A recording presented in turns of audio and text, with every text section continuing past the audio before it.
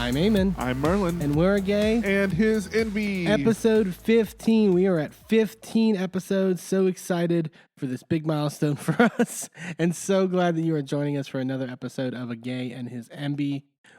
We have so much that we wanted to talk about this week. Please listen to episode 14 to get our thoughts on Drag Race, Survivor, Real Housewives of New Jersey, and Vanderpump Rules. But we had a full-on 3-episode debut of Real Housewives Ultimate Girls Trip 3. Plus the finale of the reunion for Real Housewives of Miami all dropped today on Thursday. So there's so much to talk about. So Peacock, even though you kind of screwed up and gave us too much content at one point in time, we're going to reward you by dedicating a whole episode to everything that's on your beautiful channel. But as you said, we're starting with Real Housewives of Miami. the final part of the reunion, and this was a great conclusion to this season. I think will go down as one of the best seasons in Housewives. I would say at least top 10. Oh, yeah. Because really, really great stuff all around. We start coming back from last part where Kiki was bringing up the fact that she had been in the modeling industry and had known models that had been to Lisa's parties, and that that models that claimed to have slept with Lenny in that period. Right. And I found it interesting. Lisa kind of is just like, yeah, that makes sense. Like, she kind of was just like, I believe it. I think she's just resigned to the fact that Lenny's a piece of shit. And good for her, because at least it's accepted in her mind. She talked about how she originally had thought that it was a lot just jealousy in terms of all these other women and stuff like that. Yeah. But because she had been hearing these rumors too. Yeah. And that she now believes that Lenny was sleeping with all them and is, doesn't put anything past them. I felt like Alexia was trying to kind of save herself a little bit with Lisa here to sort of be that sort of support arm after the comment she made about, you wouldn't let Lenny do those things to you if you were, thought of yourself as a star and all that. Yeah, I think that was just a weird blip of dumb. Yeah. Kiki kind of talks about how she understood, because she's talked a little bit sort of about how she had past relationship issues and all that stuff, and how she kind of just is able to suss out cheating pretty quickly, and it's I had a guy basically be like, he slipped and fell in somebody's vagina.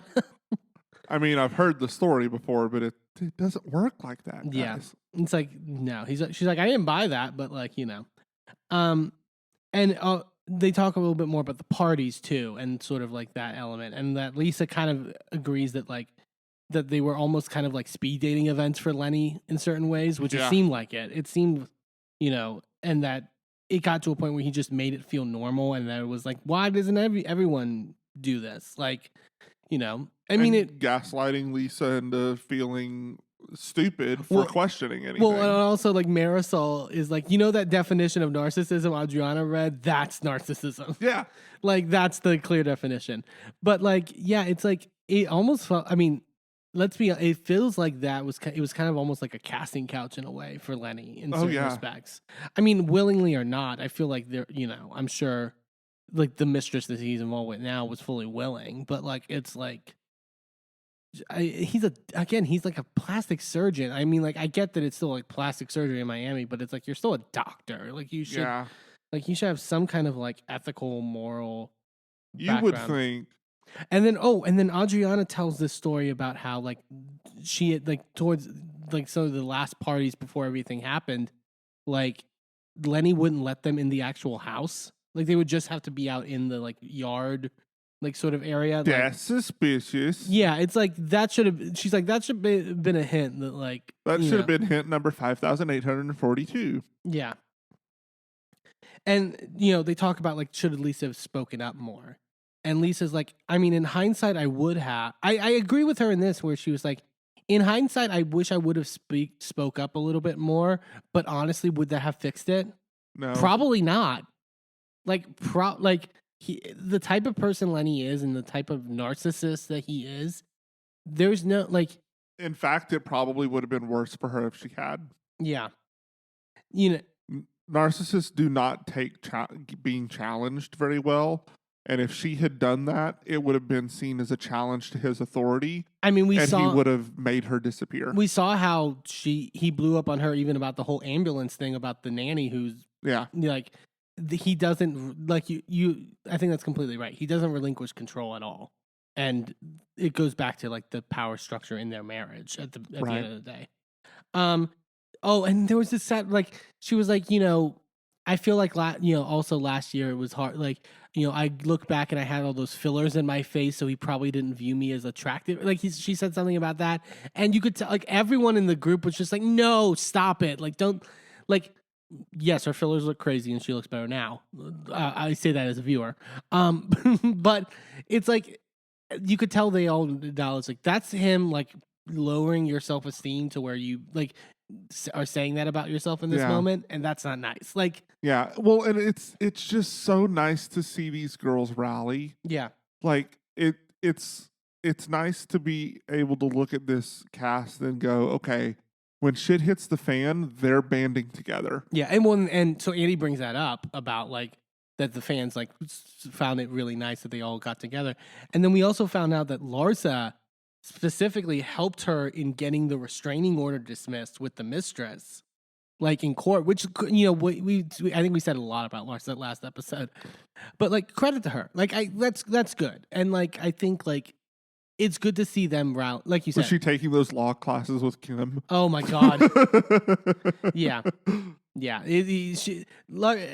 Clearly she's at least smart enough in that. Well, I mean, when you're married to Scottie Pippen for so long, a little. Seems like she got pretty good in the divorce, and like to where like I think she's not a dummy in that realm. I don't think she's dumb. I think she's dumb. I don't think she's. I don't think she's dumb when it comes to intellect. I think she is dumb emotionally. That's fair. I can see that. Like, especially in terms of like. Sort of the stuff in navigating relationships and navigating like people's emotions and things, she's absolutely asinine. Yeah. And Lisa, like Andy asked if she would marry again. She said, "I could see that. Like, I could see myself. I don't think. And it's glad that she doesn't view this Lenny thing as like a bigger picture about her life and her marriage, and like this was a bad relationship, and like you're moved on from it now. As far as like." Personally and emotionally, not necessarily. Obviously, there's still a court process, but still. They go into this discussion about like the sort of like Miami dialect of certain things, and Alexia being like, "I can recognize like people if I go to other Spanish speaking areas, they can recognize that I'm from Miami immediately in terms of like how I talk." Oh yeah. And they get to the discussion about like both Marisol and Alexia dating quote unquote gringos and being with gringos, and like. Was there any sort of like issue or like sort of with the family dynamic? And they were like, no, actually they really encouraged it. Like they were like, Marisol was just like, oh, real like she's like, I dated like Indian men and like people of like the different nationalities and stuff like that. And they're like, why can't you just bring home a white football player? Like, I thought that was funny. It's a cute little moment. And then they go into like the discussion about whether Anthony, Nicole's husband, and Todd, Alexia's husband, have sort of like mended things. And then Alexia starts bringing up this like, actually, we actually saw them at Carbone, whatever. And Anthony, or should I say Antonia, started. Here we go. Are you Peter or are you Patricia? Because we all figure this out. I hate that tired. I do generally like, and I think like there are some like Peter is a good example of just like getting in business that's not his business. Like, right, but I don't think that was what Anthony was doing. No. I think Anthony was where he was supposed to be. Well, she's like, Alexia starts claiming that like, he said him and Nicole are the only ones with real jobs in the group, et cetera, and all that stuff. And then like I love that Nicole like kind of lets Alexia just like weave this tale of like, oh, he was this to me and he was a bitch to me, whatever. And then Nicole starts and she's like, so Nicole literally like she's like, so we go to Carbone and me and Anthony are sitting at the bar, and then Alexia like starts coming up to us and going like, oh, you guys are in trouble, and like started the whole thing. And Alexia's like, well, yeah, I did that, but like immediately comes to like, oh, she started it. Like, it's funny to me. And like Lars is like, Anthony's a bitch. Like he's such a bitch. Like Larsa still can't get over the fuck. But again, I agree with Nicole of at least with the Larsa stuff. Maybe less with the Alexia stuff.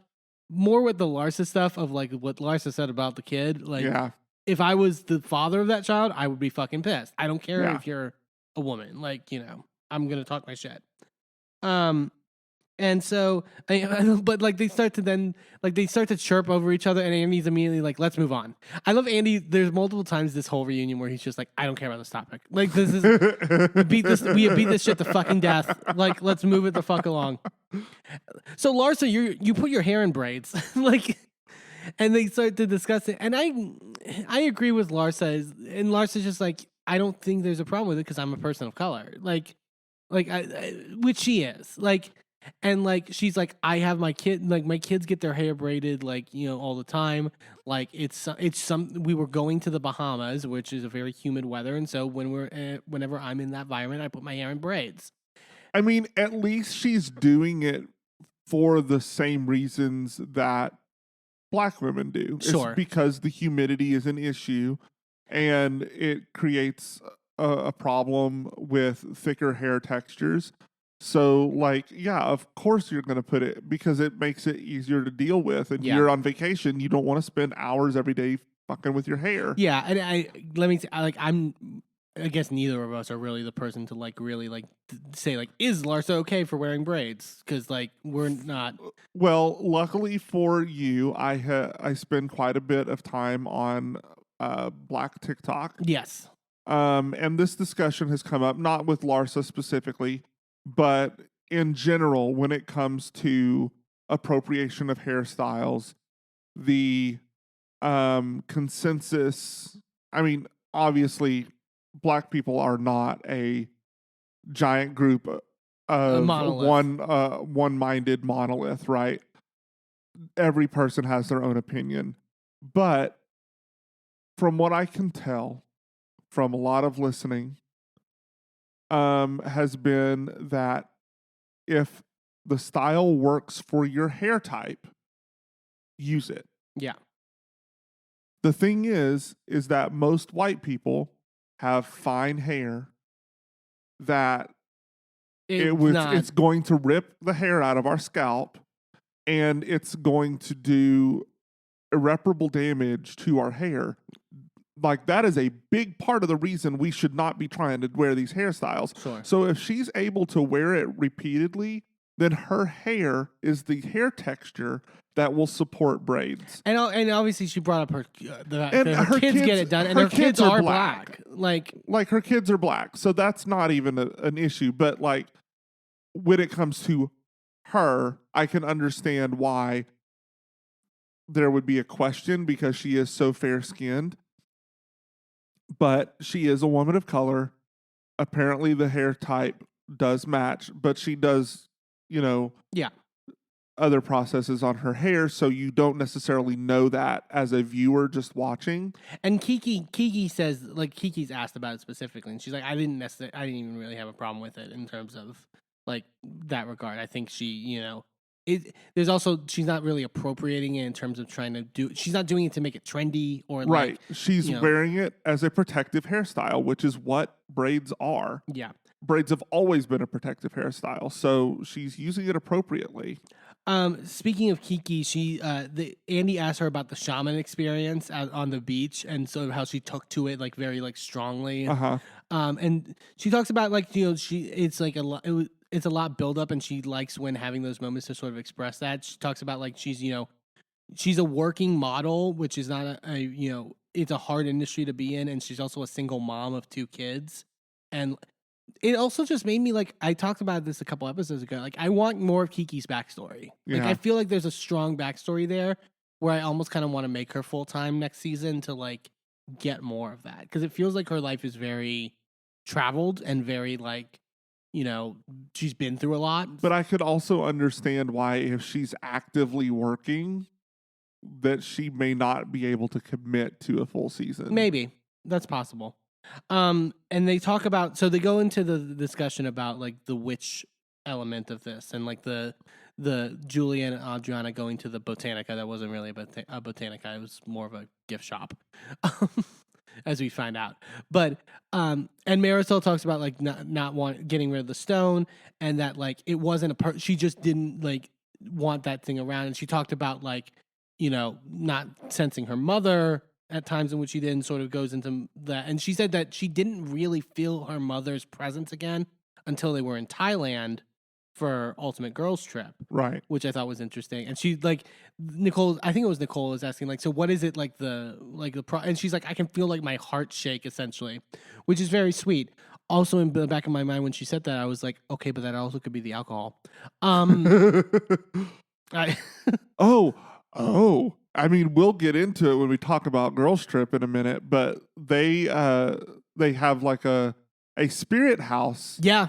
In the resort. So, I mean, that could have activated that connection back to her mother. I mean, and also Marisol was having a lot of stomach issues in the early parts of that trip. So yeah, it could say a lot. She also is like, she's like, I don't like specifically to Julia because Julia gave her the stones and that. And it was like, I didn't mean it sort of negatively in your regard. Like, I would never think that you would try, you as Julia, knowing you and knowing your personality and all that stuff, would try to curse me necessarily. And I love how everyone acts like Julia is not capable of anything negative. It's like you're just sunshine and happiness, and like you couldn't possibly wish ill will on anybody. I don't care who you are. Anybody is capable of getting there. Yeah, but also she was kind of saying in the sense of like, I don't believe that in you. Not like Adriana, right? Who I could see that. There was also because the topic of Mama Elsa comes up because of what they're discussing, and Andy talks about like the last time. I don't know if it was the last time they spoke or it was like the last time, big time they were on Watch What Happens Live, about how Mama Elsa kind of gave him a reading of like whether or not he'll find love, and that it's and that she kind of didn't sense it in his reading, and obviously Andy is, you know, still single, but with 2 kids and still has formed his own family that way. Interesting to see. I mean, R.I.P. Mama Elsa. I think she was the scene where she's going around Marisol's office for the PR firm that she worked in and just starts throwing rice on people. Oh, yes. So fucking funny. I had forgotten all about that. Yeah. And then they say goodbye to Kiki for her second, and they give her a Whopper to That's leave. cold. That's cool. She's like, that's fine. As long as it's got extra cheese and it's still flame grilled, I'm fine. And then Julia also takes the moment before Kiki leaves to apologize to her for disinviting her to her house party over the fight that Kiki had with Adriana at her music video shoot. And they hug and they have a sweet moment. Like really good moment between them, and Kiki's great. We then go to a commercial break. There's a cute moment where Frankie is FaceTiming Alexia before they go into the next segment. Really sweet. They go to Gertie for her segment. They talk about how she's been named Bride Magazine Wedding Planner of the Year, or is one of the wedding planners of the year. And then she tells us that she's also just been named the day before in the top 100 wedding designers in the world. Yeah. And I was like, wow, she's that's like, pretty... She is a fucking, she's like, I'm speaking a guitar the next week and, you know, got to meet up with Lisa Milan in Dubai and all that. It's like, Gertie really is a fucking, like, just star top notch. And her weddings and her parties look amazing, by the way. Like, we have a lot of party planners on Housewives. Like, Emily on OC is a party planner, technically. And it's like, okay. But isn't she also a lawyer? Yeah. But, like, there's party planners, and then there's what Gertie does. Like, Gertie fucking, like... She is running an empire on only doing 5 events a year. Well, she says she's down... Well, 5 weddings. Oh, yeah. She said she used to take, like, 15 a year, and now she has to scale it back now. And then they also talk about sort of, like, her having... her and Russell, her husband, and sort of, like, talking about their issues and sort of how they mended it. And they acknowledge that, like, Russell's very quiet a lot of the time. And she's like, yeah, that's, like, when he did speak up like that, because he's so quiet, like, that's why I knew, like, I needed to, like, do something about it. And she starts crying about how, you know, he means so much to her. And like, I think it's really sweet in terms of at the end of the day. And I made fun of Russell for not for kind of being mute most of like his time on Housewives. But honestly, like if that's the kind of person he is, and that's the like vibe, and like it seems one of those cases where him and Gertie are complete contrasts to one another, and they're okay with that in terms of like their dynamic. But it was really nice to see that they're doing well, and sort of like Gertie's saying she's making more time for the family and doing more of stuff in that regard. We go to then now the Alexia, Marisol, Adriana segment of all their issues. They play the sort of like video package that shows also like the Adriana's wedding to Frederick back in 2013. And when Alexia and Marisol were her bridesmaids and everything in that regard. I think like Marisol's mom like gifted her veil to Adriana. I totally forgot about that. Like there was a lot going on, and you could tell like they were all. This is where I was like I gave them a pass in terms of like where I was really annoyed at the finale where like Marisol was and how nothing was resolved there. Yeah, you could tell there's a lot of emotion in terms of everyone involved in regards to this, and being in Miami and that sort of vibe, obviously they take emotions to heart a lot. Marisol's crying and says that she was really hurt by the comment about her ex that Adriana brought up. Right. And Adriana and Julia both agreed that it was wrong for her to bring that up, that she should never have done that. And Adriana tries to bring up Marisol's mother's relationship with her and how you can tell like clearly I'm still a good person. I'm like, okay, Adriana, maybe don't like maybe this isn't the path. Like she eventually gets there later, but it's like don't bring up the mother in an attempt like this is like not like a because Marisol's very protective of her mother and like and that stuff. So it might not be the best way to go about things. They asked why Larsa had told Alexia about what Adriana had said at the massage tables in the Bahamas. And she was like, well, she called Alexia a bitch, so I thought that, Alexia should know about it. Alexia says that Adriana's a fake and a fraud and that she just does this shit for the cameras and stuff like that. And Larsa starts saying stuff, and Adriana's like, stop it, Larsa, it's not about you. And Larsa goes, everything's about me, shut up. Such a villain comment. Oh, so good. They don't, yeah.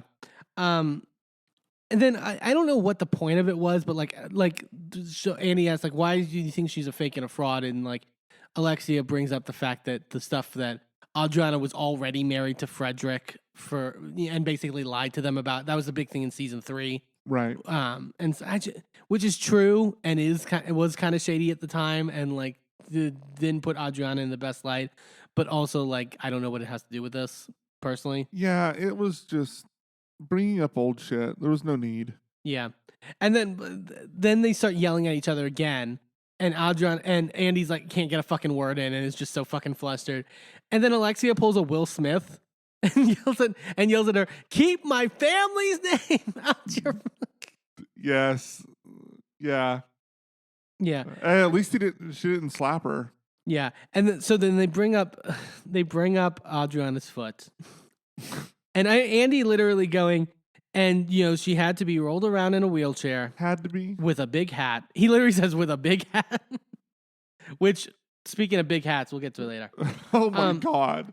Nicole confirms that it was bruised and it was swollen and it was a big resort that required a lot of walking, so a wheelchair might have been needed. I mean, I get it. And then we get to the part of the analogy, and then like Adriana's like, we were at the place where we were on the boat and they were loving my song. It felt like Adriana was saying, like, again, like being like, and my great song, which you can now buy on iTunes, like right now. It's very RuPaul product placement. Yeah.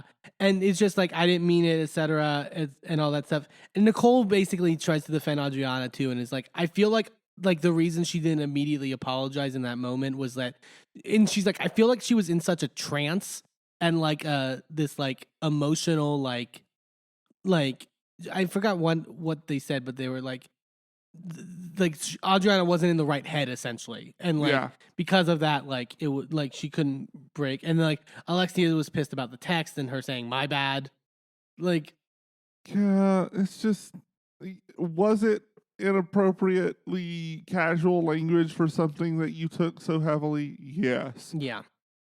Did you know what the fuck she meant? Yes. Like, we could have moved on from this. Sure. Like Julia's trying to mend the fence and it's not really working. And like to try to like recognize that of what Adriana's going through. And Marisol makes a comment of like, well, when you're dark, you're dark. Like in terms of like this Right. like you're not a good person. Adriana then calls Marisol unwell. And then like that's when we get into this. They put this in the teaser trailer, and I was like, oh god, what the hell is this? Adriana brings up this letter about a person saying, yeah, you know, This is so stupid. I'm writing this letter to say that I've been abused by Marisol. You know, she is an unwell person who is an alcoholic and is a poor representation of alcoholics, and she has abused me, and I want to leave this abusive relationship. Signed sincerely, Marisol's liver. What? It's so dumb. And then Adriana gets up from her chair and gives Marisol this like list of rehab centers to like go. It's like, oh, this is where I'm like, bitch is stunting, and it was funny. I also in that moment was like, Alexia might have a point. Alexia might have a point about Adriana not having the best intentions, because like that is like not the way to go about like trying to like. Like even, they cut to Julia, and Julia has the most uncomfortable look on her face, like looking at Adriana like, you shouldn't have done that. Like that's not how we fix this. And Adriana's just like, I'm not judging, I'm offering help. It's like, oh my god, you're not judging from this letter from her liver that you just read out loud. Oh Jesus. They go to they talk to sort of more about Alexia's story and talking about like both Frankie and Peter, and how you know, she has issue letting go of both of them. And Nicole kind of brings up this interesting point about how it might be a Cuban thing and sort of cultural, right? Because she's like my mother still like constantly micromanages me to this day. Like it's possibly a lot that has to do with that. It's that probably coupled with what she's been through. Oh yeah. And she brings up the De Moya Foundation that Frankie's going to, and that, you know, they actually connected through the show, and that it was, you know, the show was actually helped them, and which seemed to be like a recurring narrative about like with Gertie and Nicole, and about like the show's power in that regard. And then Andy brings up Frankie talking about being scared about going to Uber, and Andy gets like choked up, like visibly like holding back tears, which I don't think I've ever seen Andy do. Yeah, on a reunion or otherwise. Like it was like, but he's a dad now. Yeah, like he doesn't fully get it, but like to a certain degree he does. Yeah, and Alexia starts crying, and like, you know, obviously it's really traumatic for her. And I do agree, as much as she, you know, she brings up again with the Adriana comment of like that when she was saying the stuff about like, you know, I have a broken foot and I can't get groceries. It's like, you know, Frankie might not ever be able to like I can understand in that moment, specifically when you're having like working on this element with your son of like worrying about him being able to provide for himself when you're gone, when that person who has a quote unquote broken foot is like, oh, I can't even, like, I won't be able to get groceries, and then I'll die on the floor, and my dog will have to, you know, eat at my dead body or what. It's like, I can understand where it's like, shut the fuck up. Like, it's, you know, but they talk about like Alexia doesn't go to a therapist, and immediately Andy and them are just like, you should. You like, absolutely. Andy makes a good point of just like, literally one thing that you talked about that you've been through in your life would fucking have ended me. Like, yeah, like you've been through like 4 or 5 like traumatic fucking things. But she talks about how her mother was a therapist, and was in a psychologist, I think she said. Yeah, and so that was kind of in the household for a long time, and that once she died, obviously. But I mean, for her to pass away a year ago, like I think that might be something for her to possibly revisit. Mm-hmm. They talk about Peter and his girlfriend breaking up, and how Alexia is happy about that. And I think the world is happy about that. Yeah, yeah. to where Peter can go online and complain about. He has time to complain about the Little Mermaid being black. Anyways, I won't get on that tangent. We haven't really gone into Peter's and how problematic he is. I don't know that we need to. Yeah, we're good. She says that Peter never really told her that he was thinking of leaving the country for Puerto Rico at one point and like just piecing out. And then like they go back into sort of like the emotional stuff with Adriana, and like Adriana's crying at this point. And I do think it's really genuine from Adriana. And she talks about like, I was standing up for Peter back when he was getting, all the world was against him, with the early parts of the show and stuff like that. I love your family. She's crying and she's apologizing to Alexia and Marisol. And Marisol is crying too. So I feel like it is like, I do think it's just a lot of hurt at the end of the day. But they ended up reaching a somewhat of a conclusion. And like, and Alexia is like, credit to Alexia for even recognizing like you're going through a lot in your alimony running up and sort of these emotions. You need to feel confident in yourself and know that you are loved. I can't do that for you, but I'll help you. Like, yeah. I think that was big of Alexia. Yeah. Of someone of an Alexia who hasn't been that big this whole season. I've been hoping that we could get to that point where we all realized that. Because I mean, I've said that on here the last few weeks that's been the main issue. Yeah. So it's nice to see that recognized by the rest of the cast. Yeah, and even Nicole and Larsa at least seemingly try to like, be like, let's start on a clean slate going forward. And this is where I'm like, this is why this show is so good. They know how to fight, but never reach the point in which they can't continue forward as a cast. Right. Like we're seeing that issue with Potomac. We saw it a bit with Beverly Hills this past season. Like they know how to balance things in a way that ends up working. And like they've been picked up for season 6, and I'm sure it's going to be great. Like they're doing amazing stuff. They go around the table to close off, and it's essentially just like what was the biggest positive you took from the year. Alexia was saying, like, getting to work with Frankie more and sort of work on his stuff. Adriana says her song with Emilio Estefan is coming out soon. And even Marisol makes a nice comment of like, as good as your music is now, it's going to be even better with it. Like, so it's like this and Ultimate Girls Trip, which we'll talk about in a little bit, I think helped a lot with Alexia and Marisol's reputation. Because I do think a lot of people were kind of almost reaching the point of being over them. Yeah. And I think like this helped a lot. In terms of everything.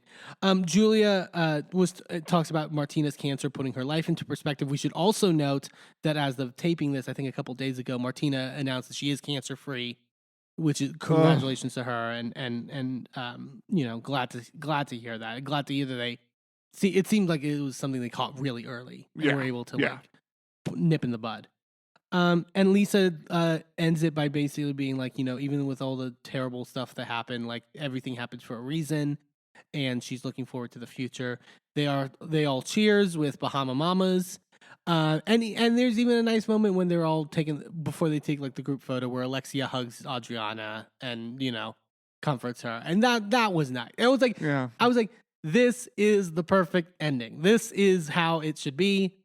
Like, I mean, it just goes to show you should start more reunions with a shot. I'm just saying. I'm saying, like, it all worked out in the end, like, guys, and I'm not saying that it was due to the shot, but I'm saying that 100% of reunions that I have seen start with a shot ended well. It was very much like, and we all were happily ever after. Right?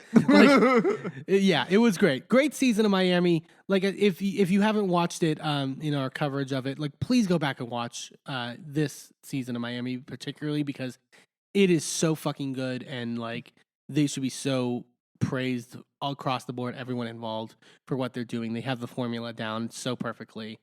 I can't wait for next season. Absolutely. Top-notch stuff. We're going to take a quick commercial break, and then when we come back, we are talking and getting right into everything from Ultimate Girls Trip Season 3 in Thailand. Don't go anywhere.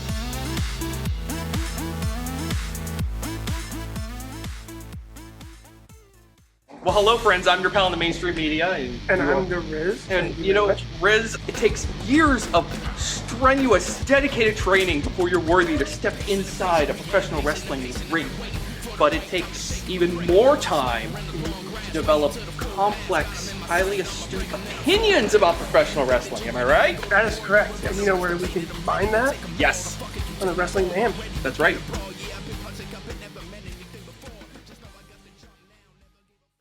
I'm Eamon. I'm Merlin. And if you're anything like us, you live your life out loud. And when it comes to issues of discrimination, inequity, and outright bigotry, we use every platform we have to speak out against systems of oppression that perpetrate violence against marginalized groups. That's why we are so proud to wear designs from the Survivors Know merch store.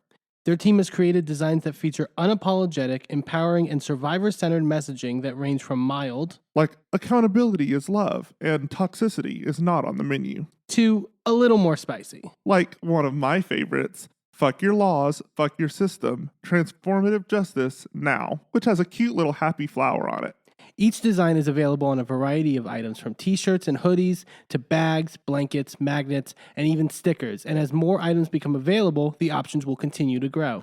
100% of the proceeds go back into supporting the amazing work done at Survivors Know to support survivors, workers, and survivor advocates by organizing, challenging the status quo, and creating alternatives to the systems that fail us. Support Survivors Know by shopping today at survivorsknow.threadless.com. That's survivorsknow.threadless.com. Sidekick Media Services. We are your sidekick in business for social media, video production, and more.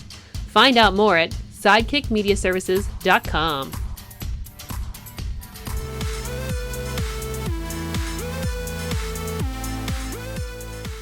Welcome back to A Gay His Enby. Let's get over to Thailand and talk about Ultimate Girls Trip. Going to Phuket? What is it called? Phuket?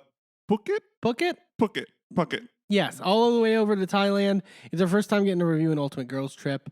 Obviously this is essentially the All-Stars version of Real Housewives. What is our cast lineup? So we got on this cast line. So originally it seemed like when they originally putting this together, it seemed to be like friends from different casts, sort of. So we have Heather and Whitney from Salt Lake City. Uh-huh. We had Alexia and Marisol from Miami. Uh-huh. We have Giselle and Candace from Potomac. Not friends. Not friends. They were at least until this last season. We'll also need, and same with Heather and Whitney. Yeah. And then there were reports originally that it was supposed to be Leah McSweeney and Tinsley from Real Housewives of New York, but apparently Tinsley backed out at some point for some reason, and so filling her spot is Portia from Real Housewives of Atlanta, and so which kind of makes it a little less exact in that regard, but then we also have our lovely host in Thailand, Pepsi. Oh, Pepsi! I love Pepsi. I really love with these ultimate. God, I sound like Britney Spears in the early 2000s. What kind of Pepsi? Like diabetic? No, just Pepsi. If you know, you know. Pepsi's Pepsi. But I like with these Ultimate Girls Trips that like one of the side characters is always like some host or like last season it was Dorinda's assistant who was like helping with everything. Like I really love that element of it where it's like you can introduce this new fun like character that just like moves things along and like doesn't like, you know, doesn't have a lot of like. It's a little bit messy, but mostly just coordinating things. Yeah. It's really great. It's great. So we're going into the first episode. They're prepping things for going on this trip, and they're all like FaceTiming each other to get like details on everything. Portia is talking about sort of that she's been gone. She keeps saying, "I've been gone from so long. It's only been like a year she's been gone from Atlanta." Yeah, like, it's not like a long time. Not a long time. And she'll be looking at things from the outside in. Well, and also like you also had your spinoff show, which went great for you. Oh yeah, how you can produce your own show and still end up the villain? I have no clue. Brilliant, but we'll get to it. But like, I feel like Portia's shedding that a little bit on this season. Mm-hmm. Heather and Whitney are talking, getting ready. We'll get more into it, but like, I forgot how over I am this Heather Whitney drama. I needed more time to like be away from Salt Lake stuff because like. I still do not care at this point. Like, I care, but like not like. Well, especially because we find out that this trip is happening 5 days after Jen's sentencing. Yes. So it's literally right after, like, as close as it is for us, it was closer for them. Mm-hmm. So, like, it's a lot of fresh feelings, I guess. And same with Giselle and Candace. Giselle seems to think, and she said in like interviews promoting the season, like in the last couple of weeks, about like, I went in thinking that me and Candace had like resolved our issues, but apparently not. And it's, where on the season did y'all repair anything? Giselle's mind and the way it works in terms of like her relationships with people. It's like, well, I've moved on, so therefore we've moved on. It's like, no, that's not how it happens. And this is in between. Obviously, this was in between filming and when they did the reunion. And Candace has also talked in interviews about how like this was before I watched back the season and saw the stuff Giselle was saying. Well, and also apparently things do not end well between her and Giselle on this trip. Yeah, that makes it worse. Candace literally goes, "Is it good to see Giselle?" No. But she goes, "Stay off my porch and we'll have a great time." Like, yeah. She keeps her at arm's distance in that way. So we get the only downside I will say about this, we get the intro.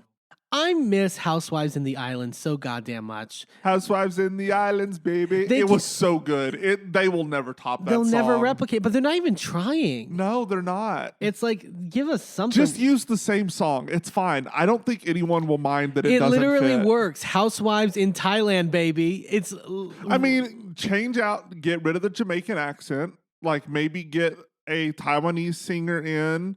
Have them redo the vocals, give us more of that Southeast Asian flair with the music, maybe some like new tonal stuff that like, because they have a completely different music system over there.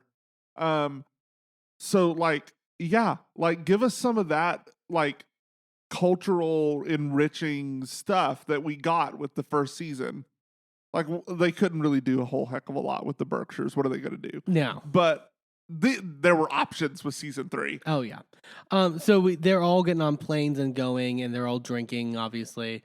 Of course. I mean, Marisol's on the trip, so yeah, it's a 20-hour flight, which like that is a lot. Yeah.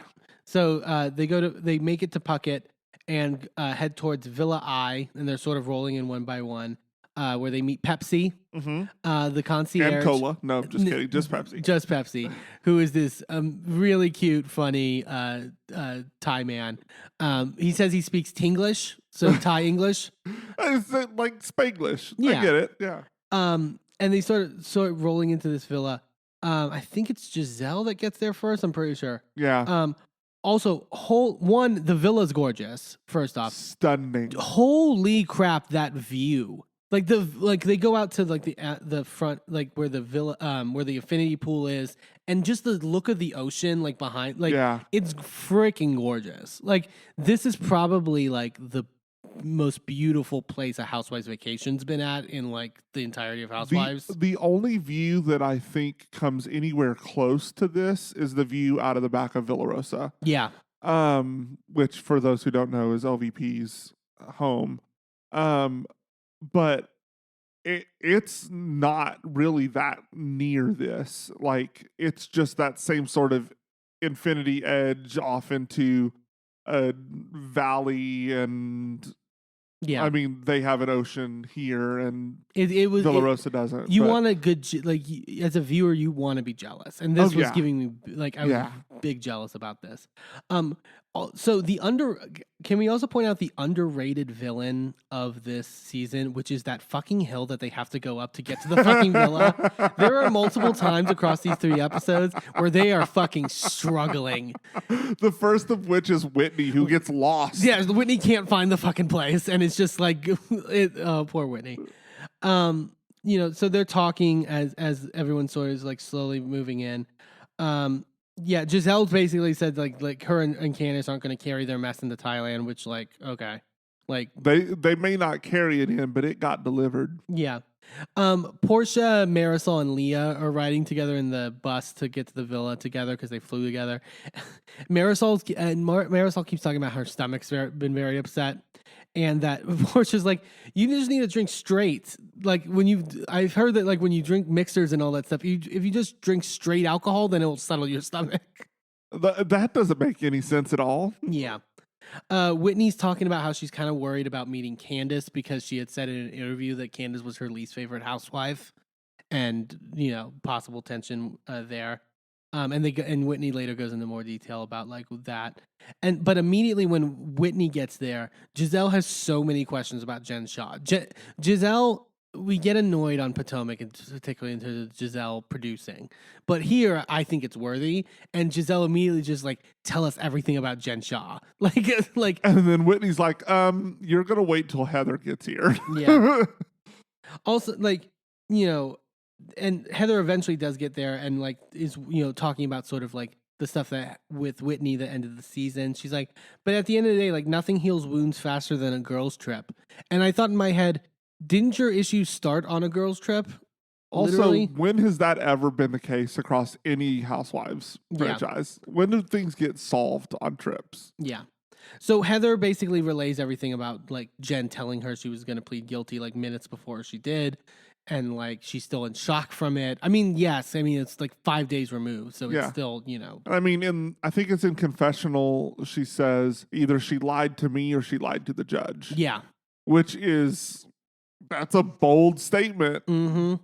Whitney talks about how Jen's a master manipulator, and like, it seemed like here they were more willing to be like fuck Jen than they were even at the reunion months later. So it's like, yeah, that was weird. Yeah, and Giselle doesn't understand why Heather is riding with Jen. She's like, that would not be me if my friend was lying to me about that. For maybe it's because they knew it would air after the fact. Maybe, yeah, that's possible. So everyone basically makes it. They're all greeting each other, and then Heather and Leah have this interaction. So Heather basically is like, Heather knows that Leah's sober, right? Because Leah is very open about her sobriety, and as like, how are you going to stay sober with this crew? And basically being like, I'll be your sober buddy, if you need me to, whatever. And then Leah asks about the Jen Shah stuff to Heather. And Leah does make this comment of like, I feel like you're probably someone who has been manipulated by a narcissist in the past. And Heather has this look on her face like, oh shit, like, really? Like, yeah. And then Heather's like, well, you're not wrong. Like, Heather's self-deprecation is sort of like something that I wrestle with a lot.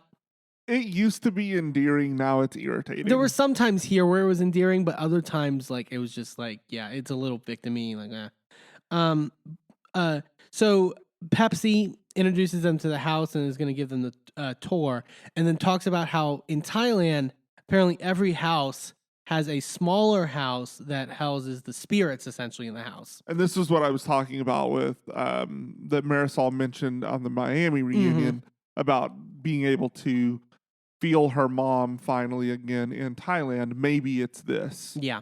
So they go to the spirit house and basically do like kind of a like, you basically put out your intentions essentially of like what you want out of this trip. Candace says that she wants to keep all her edges. Giselle wants drama if they need it. Which of course I rolled my eyes when she said that. So and then Whitney's also like, protect our families while we're gone, and also protect us from the drama. And then cast a look at Giselle, and then Giselle's like, really? And then we also get to. So this was also a recurring thing so Alexia and Marisol start talking, right? And you see the caption underneath because they're talking in Spanish. And there's a caption underneath of just like, oh, I feel like a real spiritual moment or whatever. And then the editors like having Giselle zone in and be like, I feel like Giselle's a bit of a bitch or something. Yeah, like totally inaccurate translation. And Giselle's just like, no Spanish. You cannot speak Spanish. It's so funny. I cackled every time that happened. While it is rooted in racism and awful, I still found it hilarious. She gave an explanation later that made somewhat sense, but still, yeah. So Pepsi has assigned all the rooms, so they don't have to fight over who gets the best room or whatever. And these aren't just like, oh, a bed and a view. Like, these are fucking rooms. Like, I mean, Except for Leah's. Except for Leah's. Leah has the worst room. And she jokes with Pepsi later about like, oh, Pepsi, why'd you give me the worst room? Jokes. Leah has a history of quote unquote joking, but really meaning it. Yeah.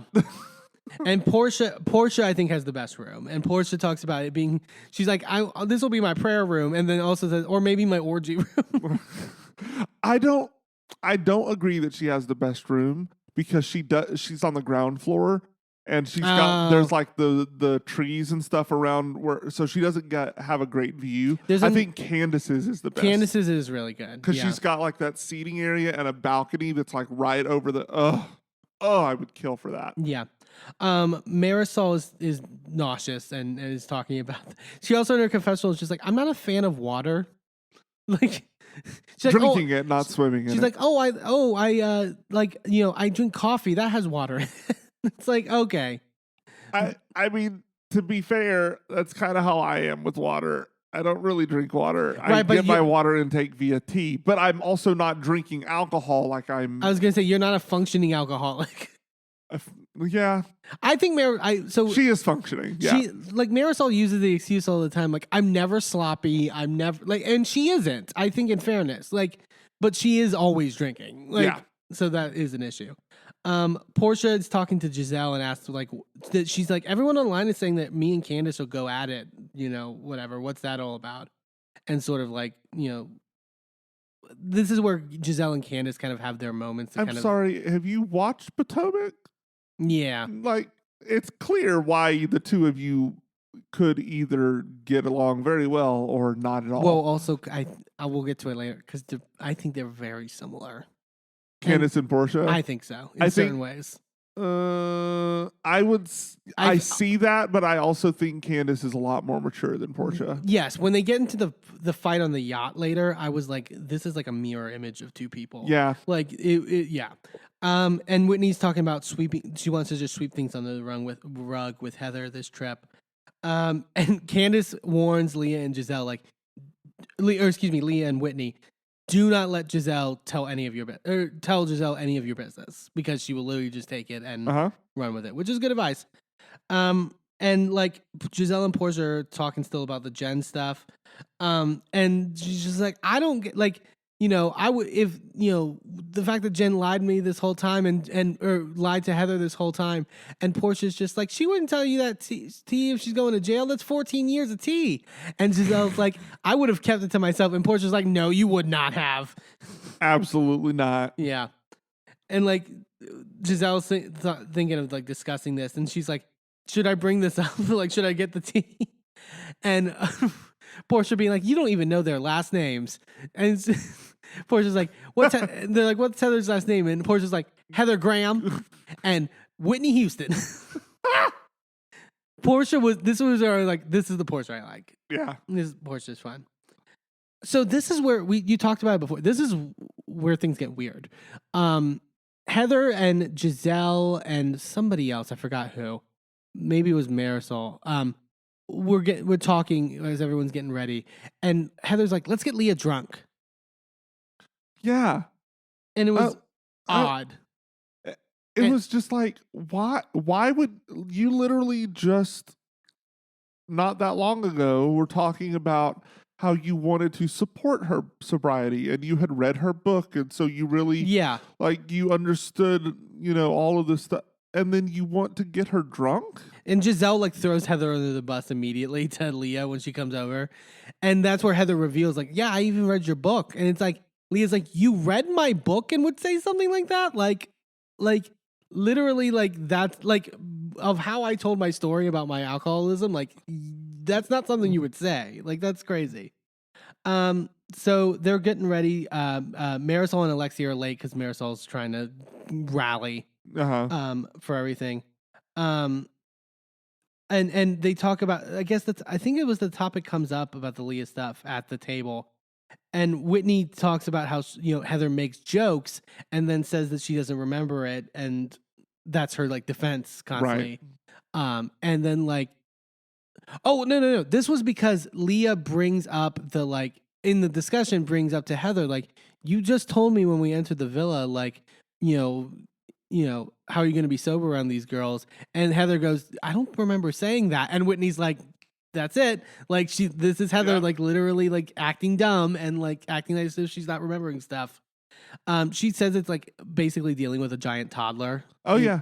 Which I was like, okay. But then like when she played out the scenario, I was like, that makes sense. Whitney does these like examples that take like 3 steps to get to when she's describing it.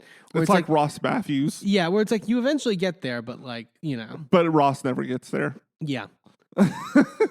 You know that thing of when you have a cousin that you didn't know was your cousin? Yeah. Because they were just your friend. And then 20 years later, you still don't know what the fucking point is. No, they never get to the point. Portia starts talking about the fame of the show and like, she doesn't believe in like sort of dragging housewives when you leave and sort of like being like, fuck housewives, Bethany Frankel. Speaking of Roni, they also asked Leah, like, when is Roni coming back? And Leah's just like, I have no fucking clue. Like, I love Leah just casually being like, I don't know what the fuck's happening here. Then Giselle brings up this whole, like, Heather Whitney. Like, Giselle just stirring the pot throughout. I mean, like, my God. To be fair, this was a year ago. This was last summer, right? Yeah. Like we didn't know anything about Roni at that point. And Heather's sort of like zoning in on Giselle starting this stuff with her and Whitney, and she says, "Hello, Linda Tripp. I'm like Monica Lewinsky without semen on my dress." Like what? Yeah. That was a weird analogy, but okay. Yeah. Going back, like I do not care about this Heather Whitney stuff getting rehashed at again. I mean, the girls are loving it. They're like living for the retelling of sort of everything that's happening. But it's not a retelling for them. It's brand new. They haven't even seen it. Well, because when Whitney's like, you threw me up against a glass window or whatever. All the pearls were clutched. Yeah. Heather thinks that Whitney's gaslighting about Heather not being there for her. And this gets talked about like how that Whitney was just wanting a TV moment or whatever. This is the other thing with this Ultimate Girls Trip is that there's a lot of fourth wall breaking in terms of like the general like, which I'm fine with. You kind of have to. Yeah. I wish that this had gotten clarified, and it might get clarified later, but she was talking about how say the thing again about what she said about TV. Oh, that she was looking for a TV moment. Oh, right. But Whitney had said something about, I think she was like saying that she was trying to make it work because it was a TV show. And that's why and then it got misconstrued and twisted by Heather. Can I be completely honest? I was not paying a fucking ounce of attention to this. Whitney talks and she made another like they're in the confessionals and she made like another grenade analogy and I was just like, oh my God, I've heard this fucking 10 times. I'm just sick of it. Like, whatever.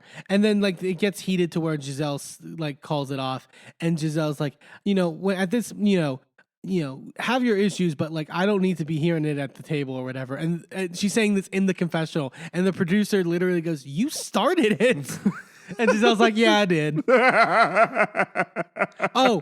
So this part. So if you watch the only way to watch is on Peacock. But when you watch on Peacock, they have at least in the first episode, they have all these like bonus segments.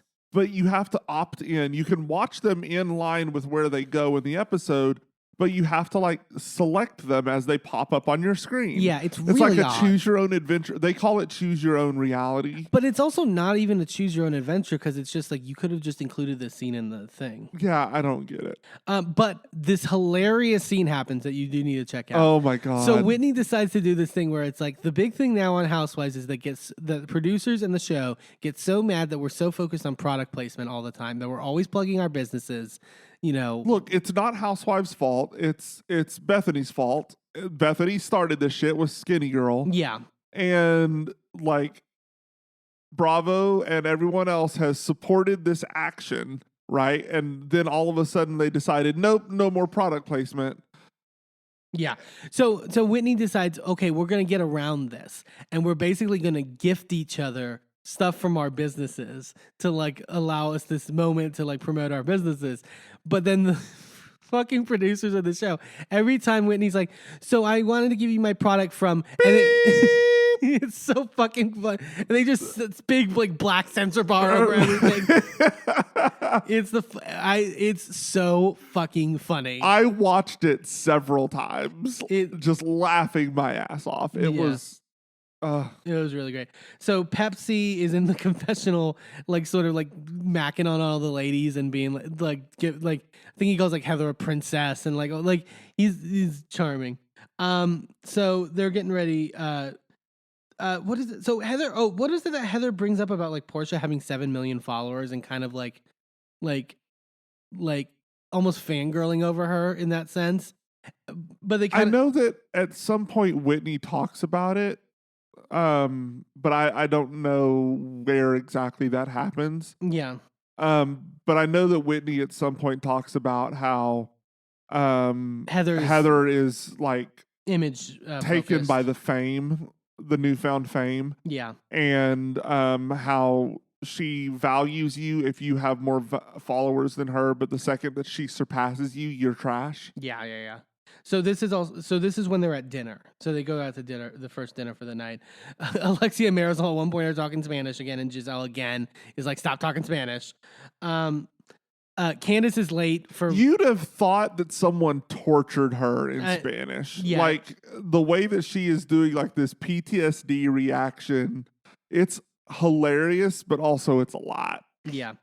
And Candace, she was being late getting to the dinner, gets there, but she has to walk across this like wooden, like, so at a certain point she just gives up her heels and is like, I'm barefoot, I don't care.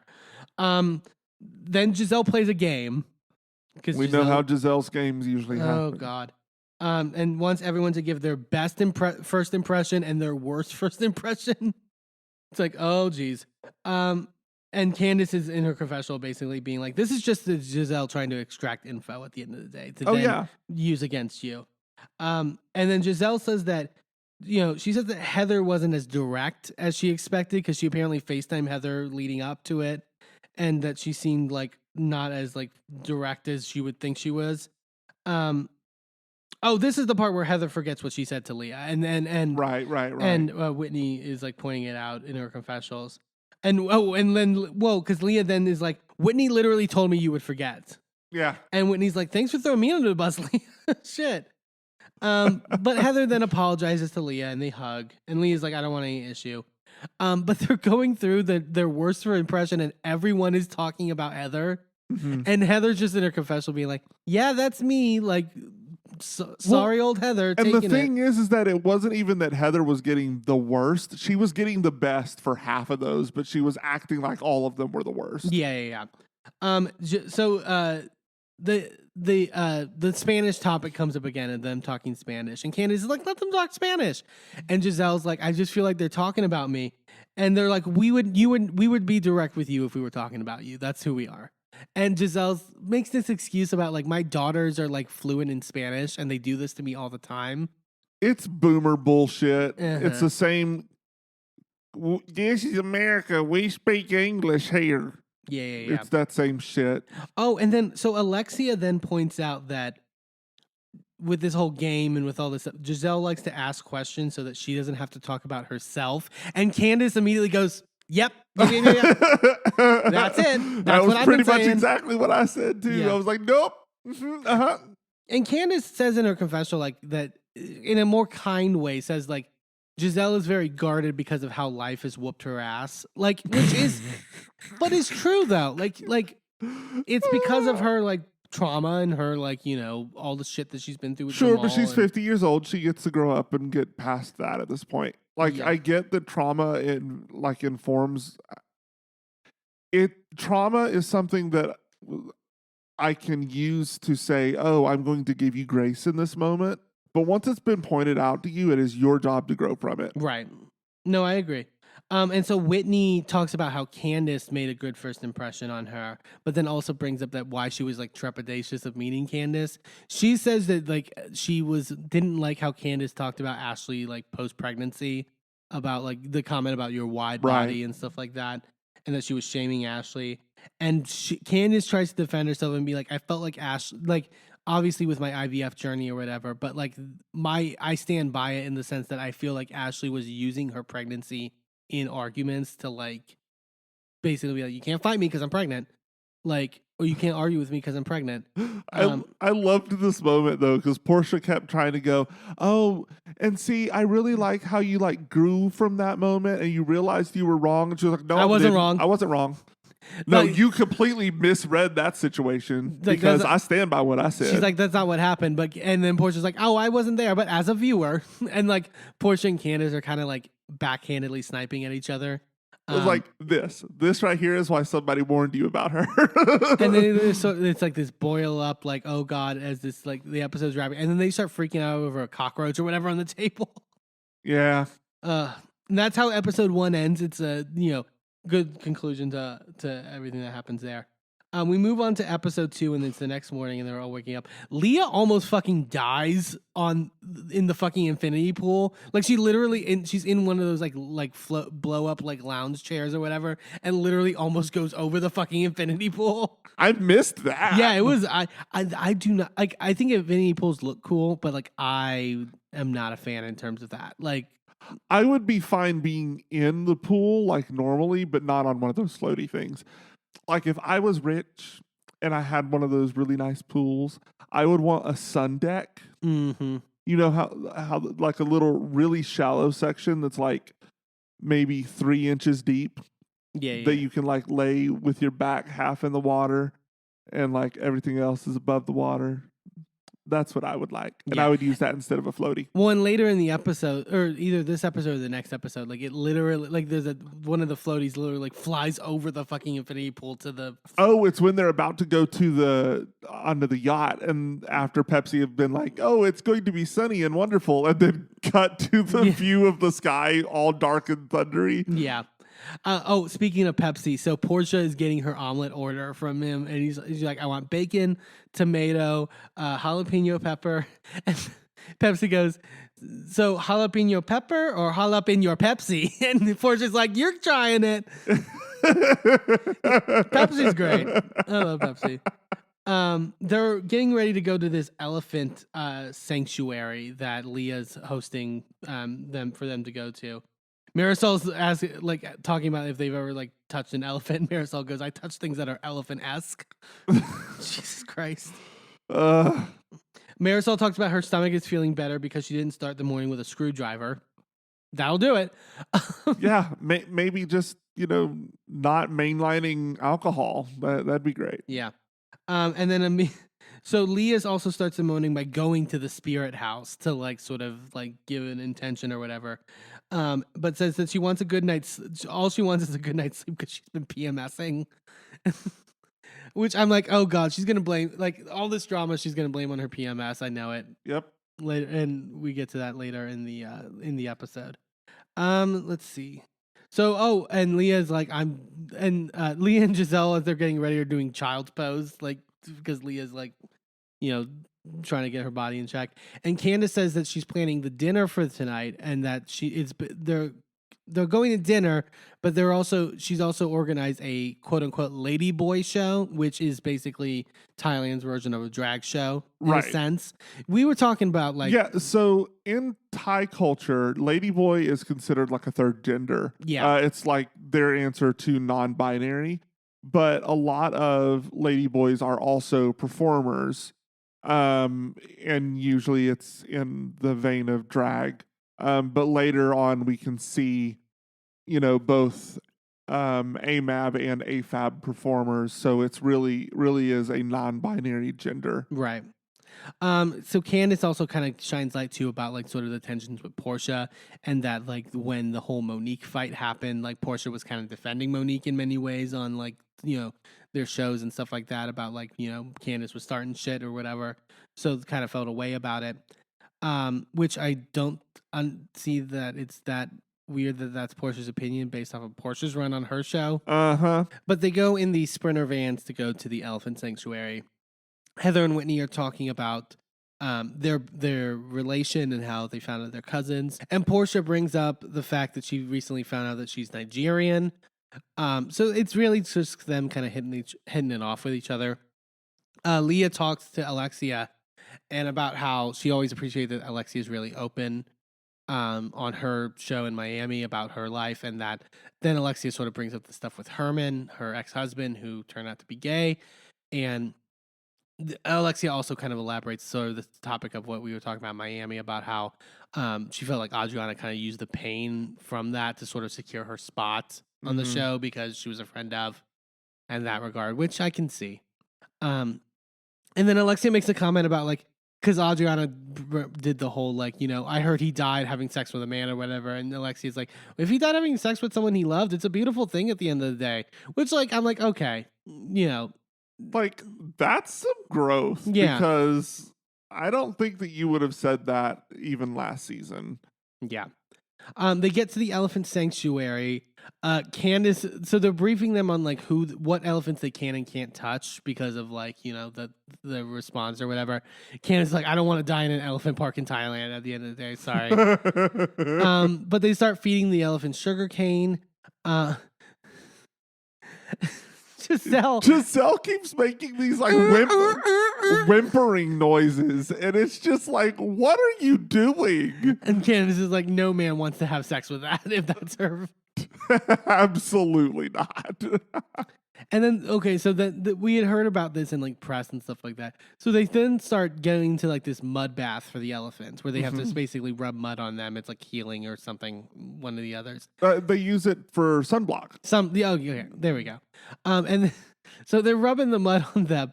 And then Portia then like takes a handful of mud and throws it on Giselle. And Giselle gets pissed trying to figure out who it was. And Portia going back to the, who said that?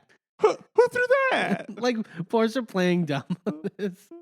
And then they think there's elephant the elephants start shitting in the mud pit. So then they start freaking out and running away. And this poor instructor being like, stop running. Like literally they can trample you. You're going to start a stampede and there is nothing we can do to stop it. Yeah. So they sit down and have lunch afterwards.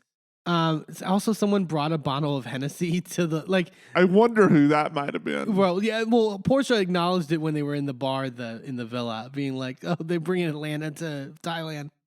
And then I bought it for a second when Portia was like, "Oh, you can just suck the cork out of this wine bottle. Do you know that?" I was like, "Oh my god!" Like, she was fully prepared to just commit to it. Absolutely not. Yeah. They talk. I forgot. The topic comes about like, would you rather have sex or food? And Portia's like, I can do without penetration over food. And Leah. Oh yeah.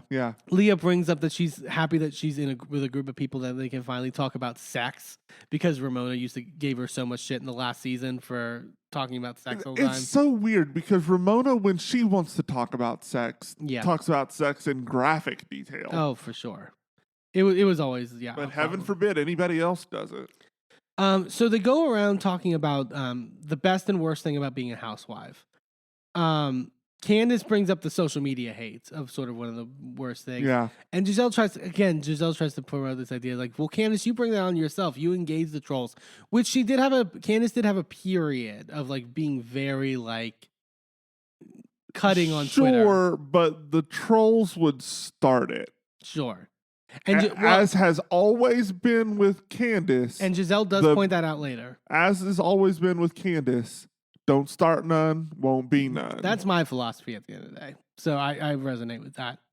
And then Portia kind of also talks about like her showing her postpartum depression on the show and everything she went through with that, and sort of like how the show helped her in many ways, like because it allowed her to showcase it and not hide and like stay in her bedroom all day with the lights off, and like, that it gave her sort of structure in that regard.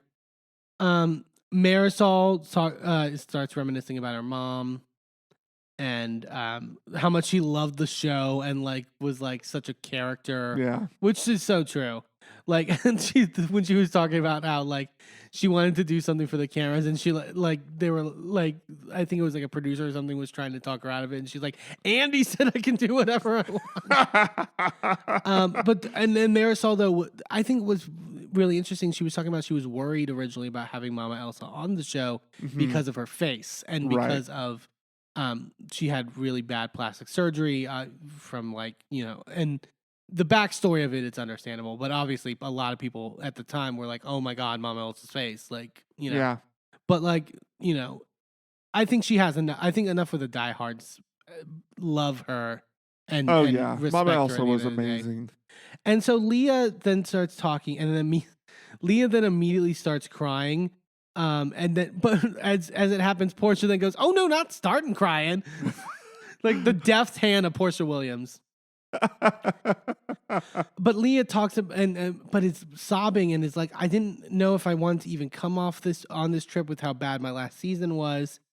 And then is really sad about because her grandmother was passing away while she was filming the last season of Roni, and that she was basically saying that, she was saying both her producers and her cast didn't tell her to be with her grandmother. It's like the producers are not going to say you should leave and go to be with your family. You need to tell production, I'm leaving to be with my family. Yeah. This show be damned. Yeah. I don't think you can blame production unless they explicitly told you cannot leave. Like even then I'm leaving. Yeah. And I think but they'd have had to handcuff me to the damn bed, and then even then I'd have chewed my damn hand off. Yeah, but she talks about she was having vertigo and panic attacks, and that eventually she got into a real serious depression because she said she then eventually decided to leave, and as she was leaving, her mom texted her that she had died, and it's obviously that's traumatic. And then she talks about how she basically went into this really serious depression where she had to go serious enough to where she had to be checked into a hospital. And that made me feel really bad too, because I was very down on Leah that season. And she talks a bit about I was going through this grieving process and this really terrible time in my life. And everyone on Twitter was just you're you had a bad season. Why wouldn't you go to be with your grandmother? And that is terrible. And I get it, because I literally just kind of said, why wouldn't you go be with your grandmother? Right, but you're not tweeting at her. But also at the same time,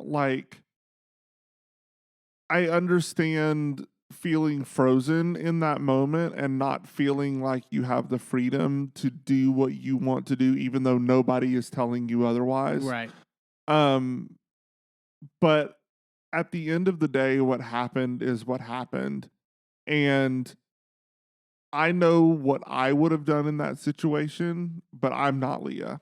Yeah. And at the end of the day, she's going through the loss of someone very dear to her, and judging someone for how they handle that when it wasn't like she was hurting people with her reaction. Her reaction only hurt herself.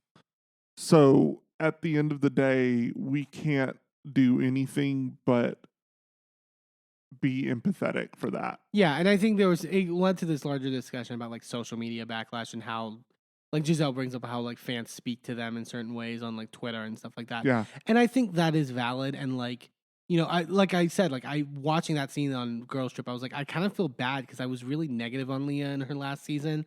And I don't think I tweeted at her anything terrible, but I was just I'm over Leah. She's annoying, sort of stuff. And I think there's a room for a new. I think we can still do that because that's what the show, in a sense, is about.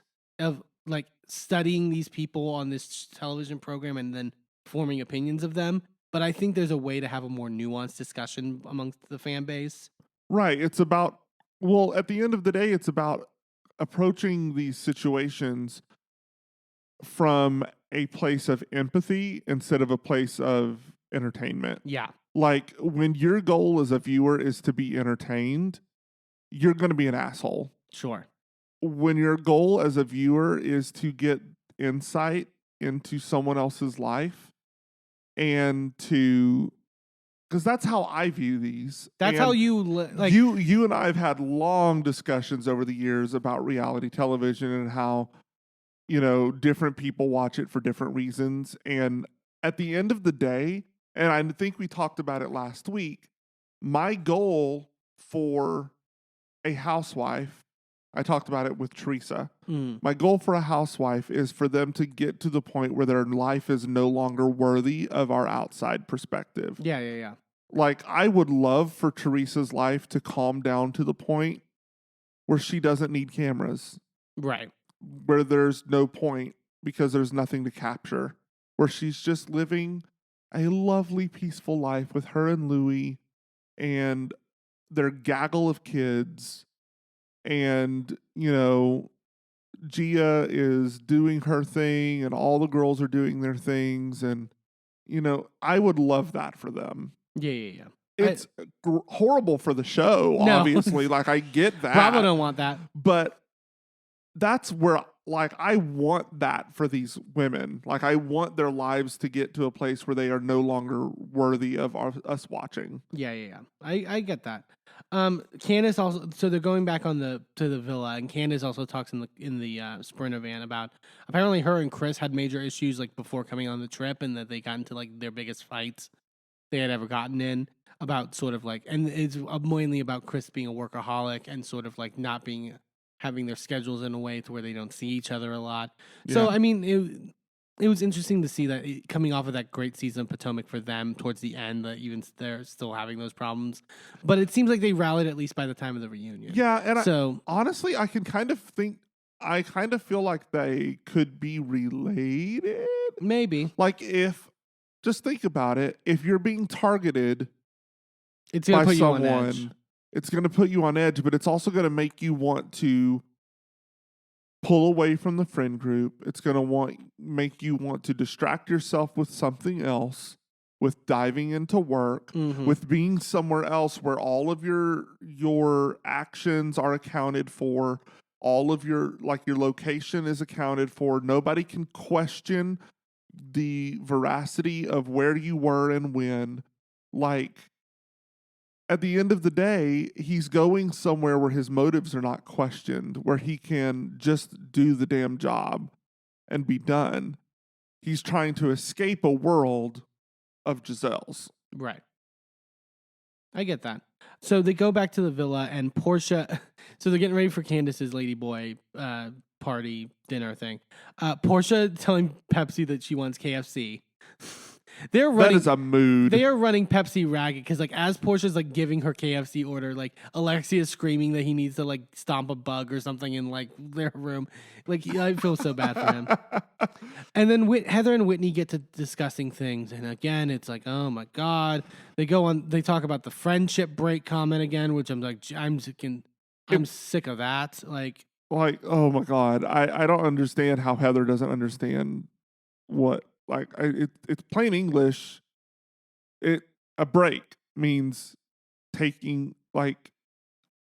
But you meant I was breaking up with you. No, it's a break. It's like, I don't care. I really. It's why like does it matter? The pause.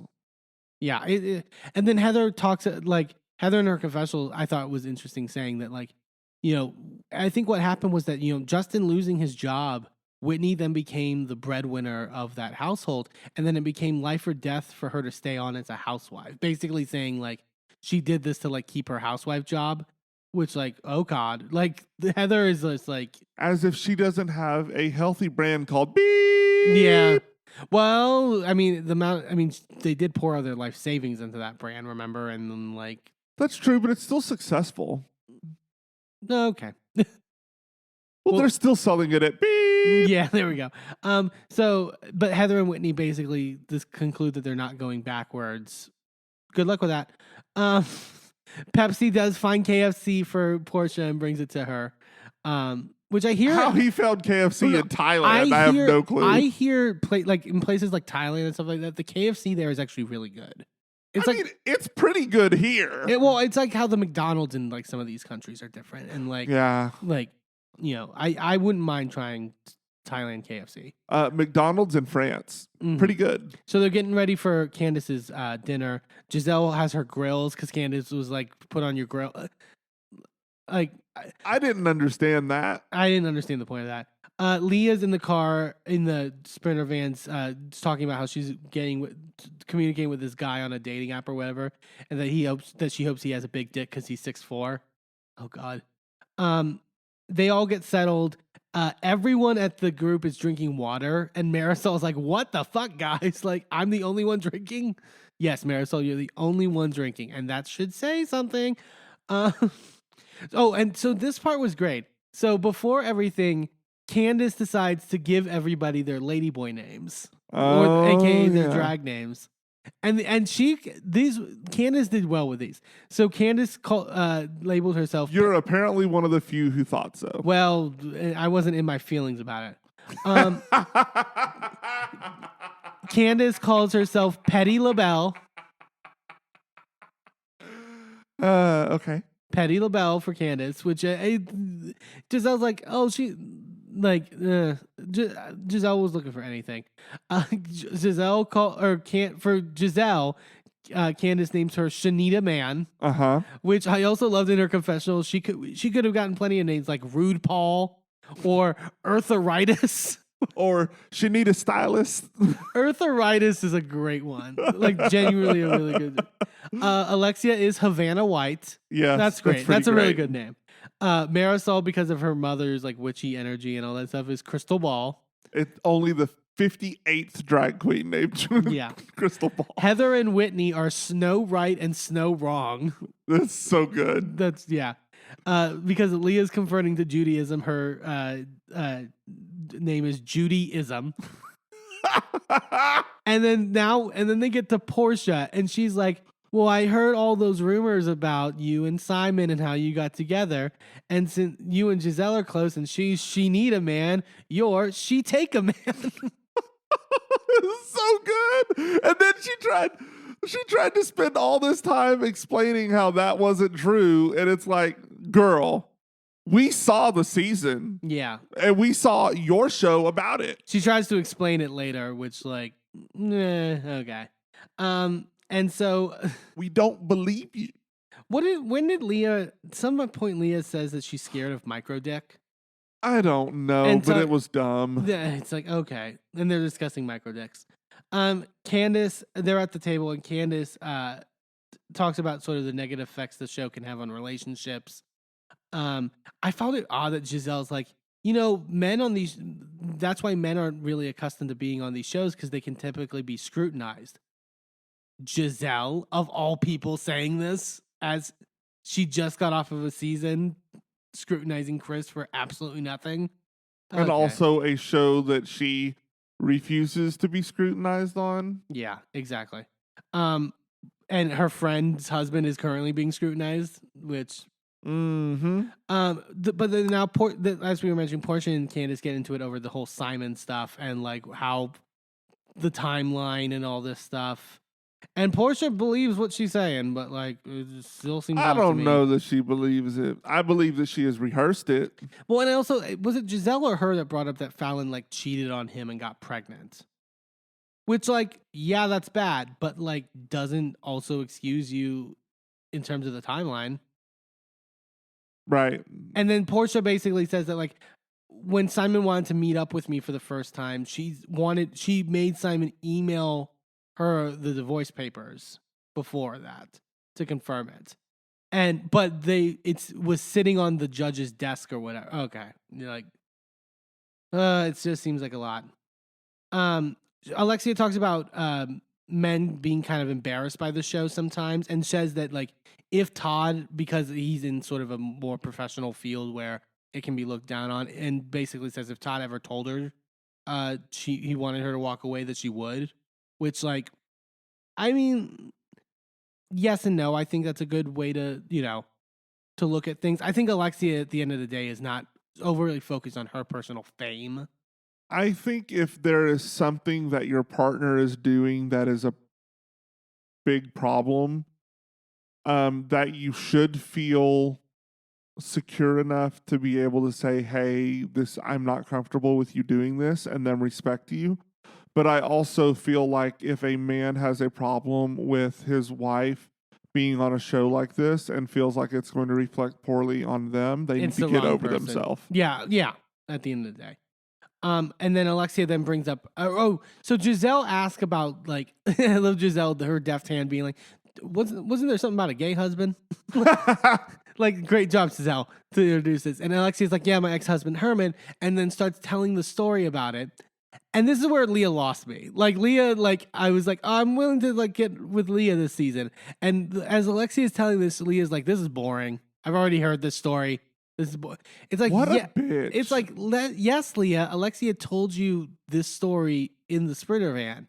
But that doesn't mean everyone has heard the story. Like, I did not understand this in the slightest. Of like, Alexia. She wasn't even talking to you. She was at the other end of the table talking to somebody else. Yeah. Shut up.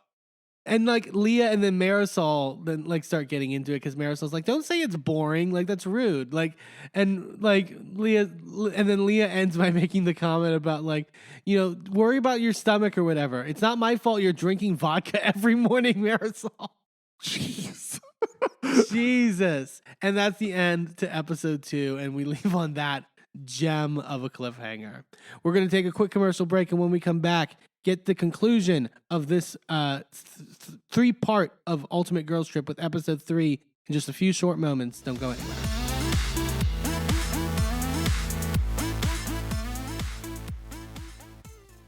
Well, hello, friends. I'm your pal in the mainstream media.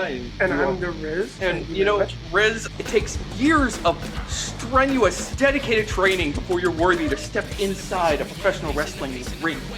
But it takes even more time to develop complex, highly astute opinions about professional wrestling. Am I right? That is correct. And you know where we can find that? Yes. On the Wrestling Mayhem. That's right.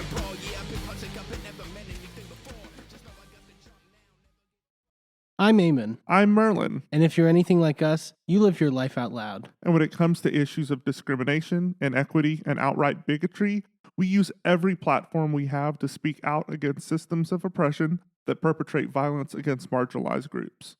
That's why we are so proud to wear designs from the Survivors Know merch store. Their team has created designs that feature unapologetic, empowering, and survivor-centered messaging that range from mild, like accountability is love and toxicity is not on the menu, to a little more spicy. Like one of my favorites, fuck your laws, fuck your system, transformative justice now, which has a cute little happy flower on it.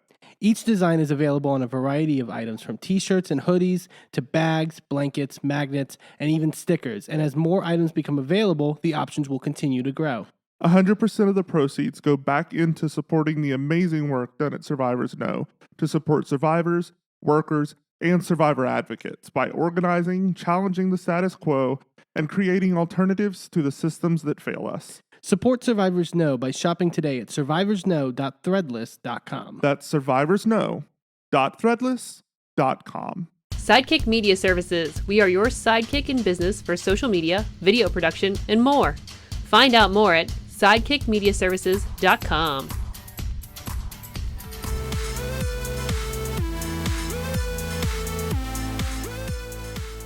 Welcome back to A Gay and His Enby. Let's get into this 3rd episode of Ultimate Girls Trip, Thailand. We pick up where we left off with Leah and Marisol getting into it about, you know, the comment Leah made about Alexia being boring or whatever with the conversation.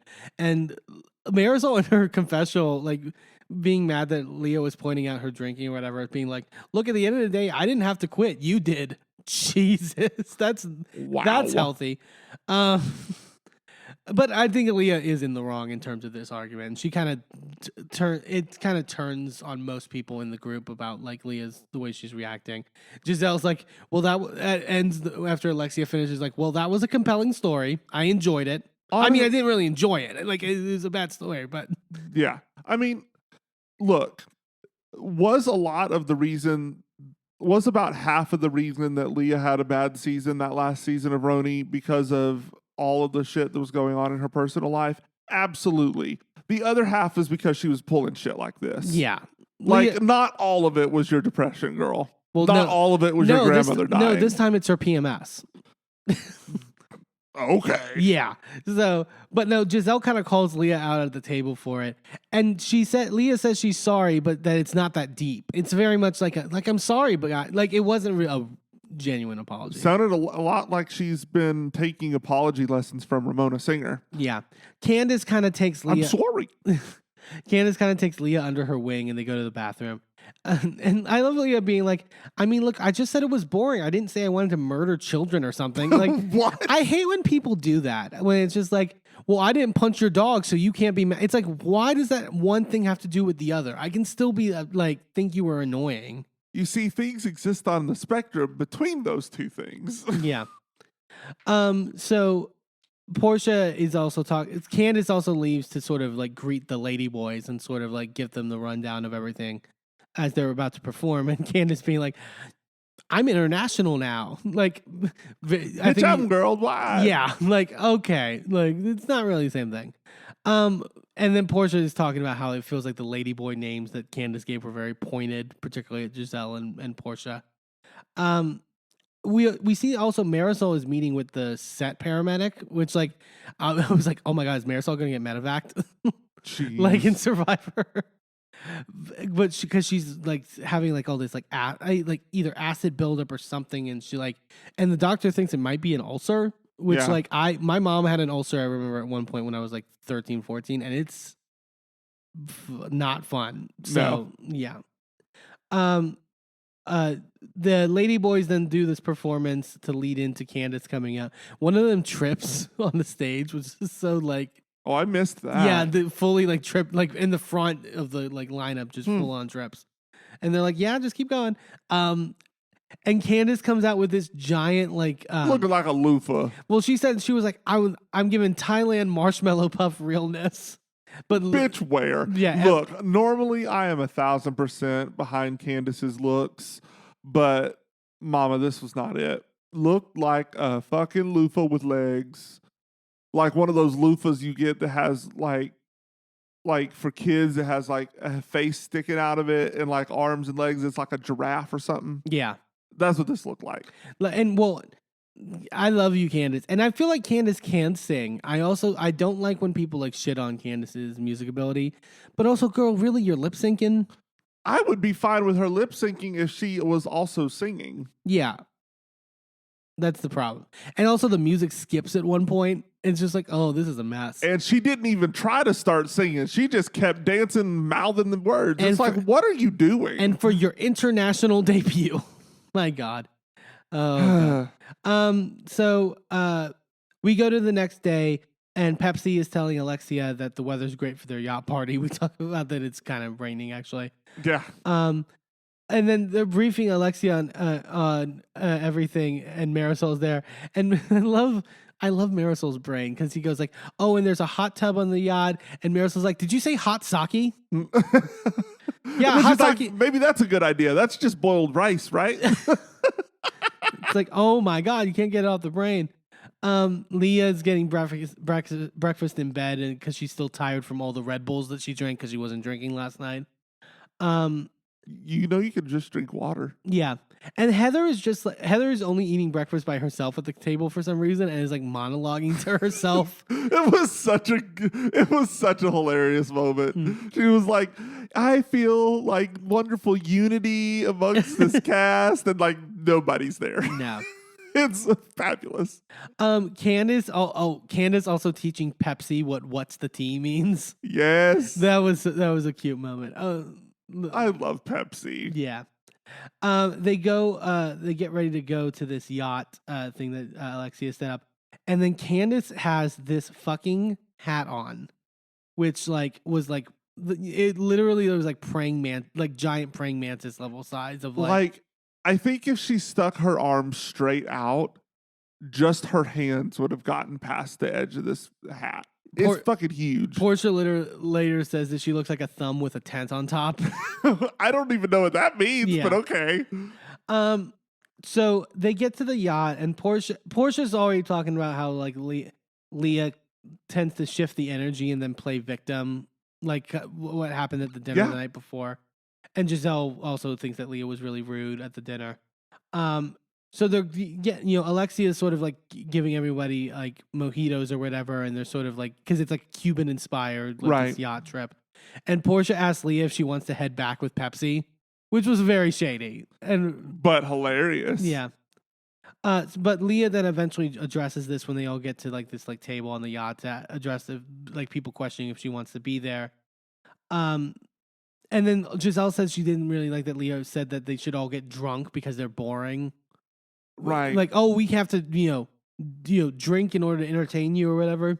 And then this also, as this is happening, the editing team is like round 1, Leah versus Giselle, and then immediately Leah brings up Marisol for some reason into it, and then it transitions to round 2, Leah versus Marisol.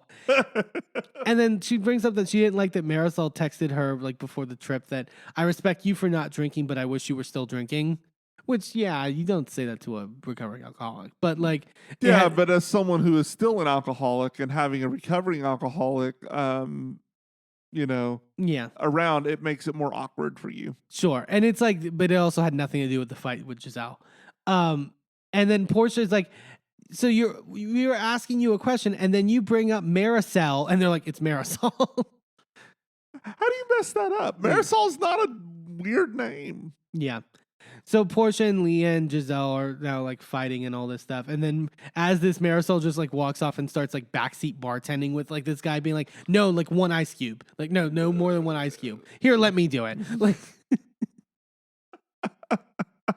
She's like, I want alcohol with a drop of pineapple and an ice cube. You know the jokes on TikTok of the perfect mimosa where it's just a whisper of orange juice? Yeah. That's literally Marisol's real life. Candace starts sticking up for Leah and being like, you guys are just harping on shit that Leah's already apologized for. And Leah, because Leah, as she's doing it, Leah's off in the bathroom. And then Leah, as Candace is now fighting with Portia and Giselle, Leah comes back and goes, well, you guys just gave me my period. Does anyone have a tampon? And then she immediately goes and gets in the hot tub. It's like, girl, what are you doing? Well, literally, yes. It's that's not the place to be when you're on your period. But I also love the dichotomy of Candace and everyone just yelling at each other across the table up on the upper deck. Leah just taking selfies in this hot tub. Also, even though she's the force, the driving force of all this fighting. In the middle of Leah asking if anybody had a tampon, Marisol goes, oh, yeah. What is this, the 1980s? Periods are I haven't had a period in 10 years. She's like, who even gets a period anymore? It's plenty of people. And Candace goes, y'all bullied her into menstruation. Oh, God. And then Candace, I love Candace, but Candace then starts crying because she's got anxiety or whatever from coming on the trip and meeting. Didn't have a cry angle. Didn't have a cry. Nothing on hand. Sadly, they were not prepared. And Portia, being the deft hand she is, was you're worried about being around people you don't know, but your event was the shadiest of all of them. So how does that make sense? It's oh God. And this is where Portia and Candace then start fighting. And this is where I was saying I feel like they're twins. I feel like they're of opposite coins in certain ways. I resonate with Candace a little bit more, but they're very, very similar at the end of the day. Yeah. And that's why I think they clash. And then it kind of dies down, and then Heather and Leah start talking about their issue. And this is where Heather starts trying to defend herself, and it's just look, I have friends who are alcoholics who profess sobriety that I funnel drinks to all the time. And Candace and Leah are like, what? What? I mean, that explains why she thought it was okay to try to get her drunk, even though. But also, why are you doing that? And there was a moment also where they're like, wait, what do you mean by? And Heather goes, look at that Thai boat over there. It was so much squirrel, distract me. Maybe the one. It's what is Heather's Heather is an enigma. Look over there. This this last season of Salt Lake and this trip, Heather is needs to be studied by scientists because yeah, she was just. She was all over the place this whole last season and on this trip. Yeah, and she says it's all because she's the type of person that supports her friends even to their own detriment. It's that's great, but not with alcoholism. Let's not promote that idea that you're just a ride or die. So then they go into the boat and they start playing this game about Cuban slang and what different Cuban. I thought this was good. Yeah, this was apparently the term arroz con mango is a common phrase that means a bit, which is mango and rice, which but also isn't there Thai rice pudding that's mango and rice? Maybe, I don't know. Yeah, but it's basically being these are two things you would never put together. Therefore, it's a big mess. and they kind of go around the line about there was one thing about like something about like having rumors or like gossip, and it's like tiki taki, and Candace goes, Giselle, that's Giselle. Giselle always got the tiki and taki. And then so they like, this was a really fun moment, and then Giselle immediately ruins it and is like, hey, Heather and Whitney, you said you made a pinky promise that you wouldn't talk about your issues on camera. That's not what happened. That's not really what they said. But Giselle needed a reason to be mad about it to bring it up, so that's what she did. And then Leah straight up throwing Whitney under the bus then too, and being like, well, you told me in the car that Heather still has her name on the Mormon record, so why does she have a book coming out called Bad Mormon? And Heather's like, really? This I agree with Heather on. This was wrong for Whitney. I know, but it's frustrating when the bad one gets a point in. Yeah. Because it's like, now it's like validating everything else that they're saying. And Heather's like, you weren't practicing for over 15 years, but only recently got off the roll. So like, what's the fucking difference?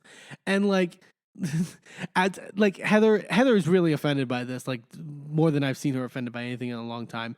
And literally, like as she's doing it, Candace is holding up the sign that says "Arroz con mango, arroz con mango."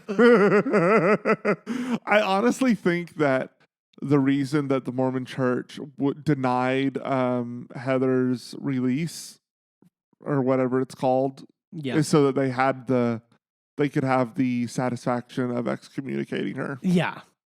That might be true.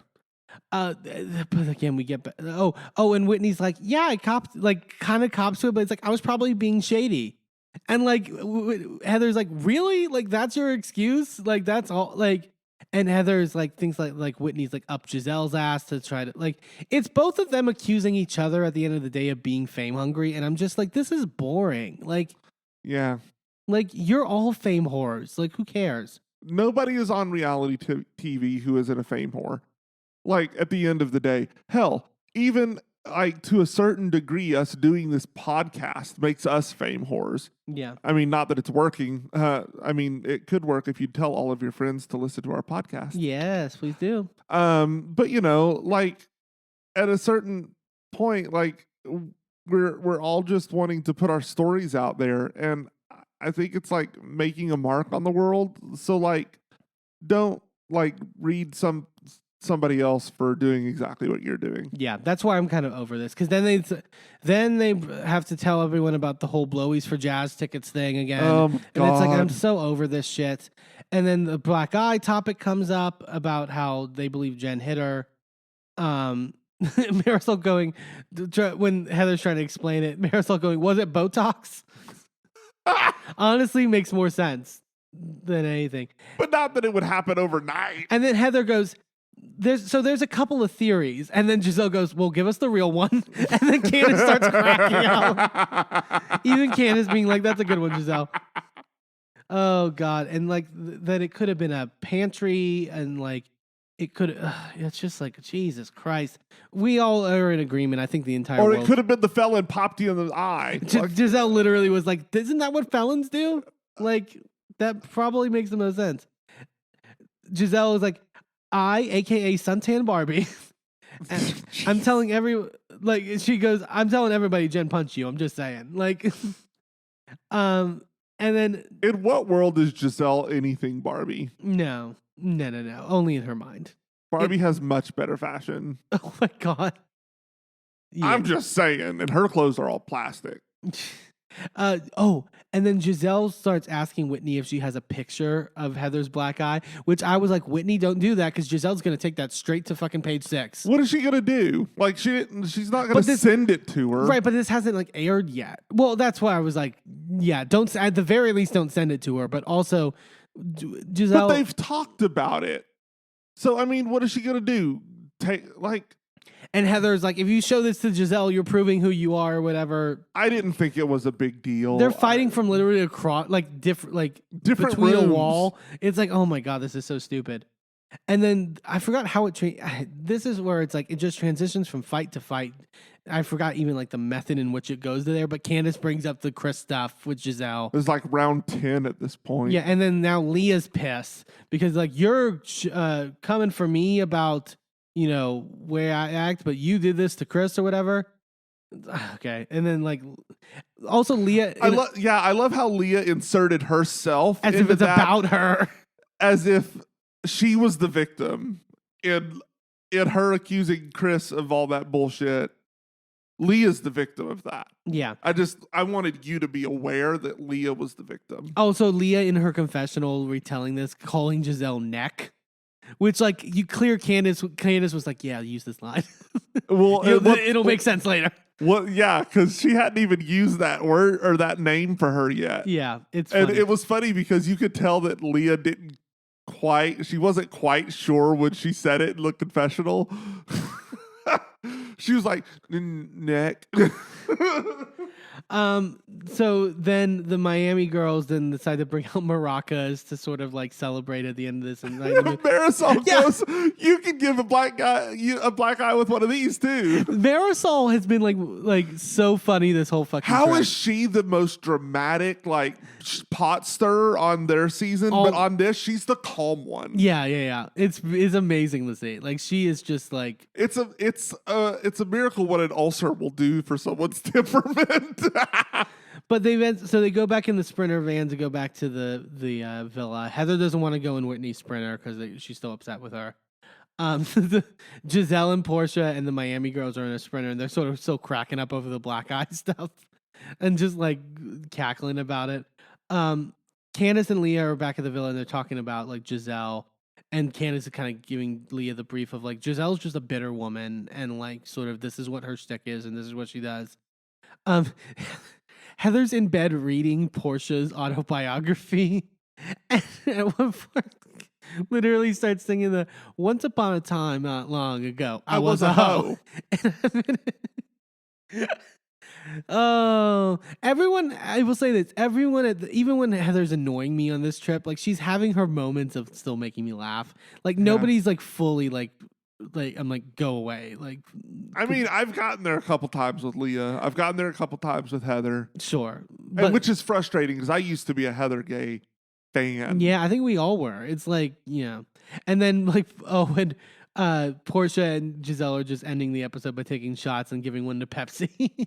And Pepsi being like, start your engines or whatever the fuck he said. Was he trying to make a drag race reference? I have no idea. He is a fucking trip. But that's episode 3. That's the conclusion. God, this was a good I mean, it was a lot for 3 episodes. It was a lot for one day. Yeah. But like jam-packed stuff. Really fun, light for the most part. Like the Heather and Whitney stuff was a little annoying, but like for the most part, like really fun, light, not like no one's going to be like have a years-long feud because of this shit. So you can almost like, enjoy it as it is. So far. Yeah, we'll see. But we're excited for what's to come, and we'll be reviewing it episode by episode every week going forward and not having to do this big lump of shows. But we'll be excited to talk about it as it goes on and can't wait to see what goes down in Phuket. Phuket, Thailand with Pepsi. All right, tops and bottoms. We're a little bit truncated on this episode because technically, even though we did 4 episodes of television, it was still only 2 casts. And 2 of the cast members were shared between both of the shows that we watched. So it's a short list to choose from, but who you got between Miami and Ultimate Girls Trip? So for my top for this episode, I'm actually going to go with Marisol, which is like, I feel like Marisol, across both shows, across Miami and Girls Trip. Okay. Like, I think there was a lightness to her on Girls Trip that I really liked, and I think like there wasn't all the like prop work and the like need to like sort of like be this big center of attention. I feel like also because everyone was willing to be the center of attention, like it lended Marisol better in that regard. And also on the Miami reunion, I thought she like tried to actually make peace with Adriana and move forward. And like that was necessary and needed. And she had a lot of good moments. Yeah. Like I think Marisol, redeemed herself in a lot of ways. And it was, for that sense, it was good for her good to see from her. My bottom for this episode is gonna go to Heather. Yeah. I didn't, just because of the alcohol stuff, like that. Those were the things where I'm just like, what are you saying? Like, this is just like not okay for you to say, like, in any like realm and like, context.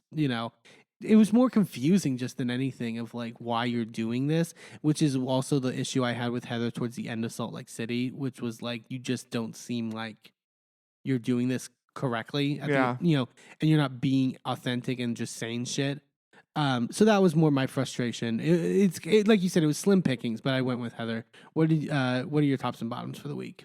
So my top is going to be whoever on the production team decided to do that bonus scene with the product placement bleeping. I laughed my ass off. I think harder than I have laughed my ass off at anything on Housewives in such a long time.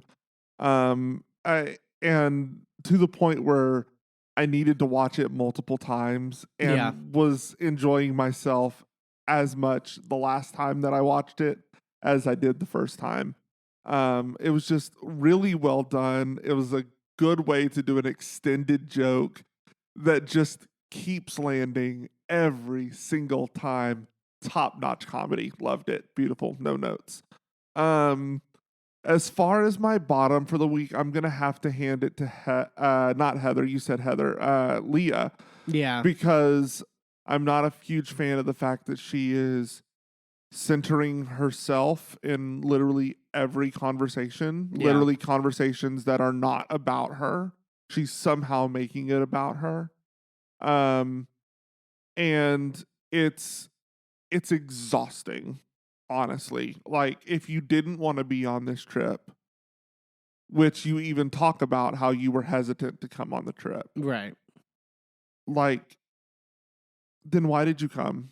Well, and that's, and Portia even later says, like if you don't want to be here, you shouldn't be here. Like, you act like you don't want to be here, then just don't be. Like, I would have been fine with another Atlanta girl. I would have been fine with a different Roni girl. Like, we got options. We've got plenty of wonderful women I'd love to have on my screen. Didn't have to be you. So that's my thing, and it's just it left a really bad taste in my mouth. So she definitely gets my bottom spot for this episode. Hey, thanks for tuning into this episode of A Gay and His Enby. Join us next time for more of our recaps and hot takes. And be sure to subscribe and leave a review wherever you are listening. And check us out on our social media at A Gay and His Enby on all the platforms. A special shout out to Shane Ivers, who wrote Pulsar, the song we use for our theme. I'm Eamon. I'm Merlin. And we're out. This show is a member of the Sorgatron Media Podcast Network. Find out more at sorgatronmedia.com.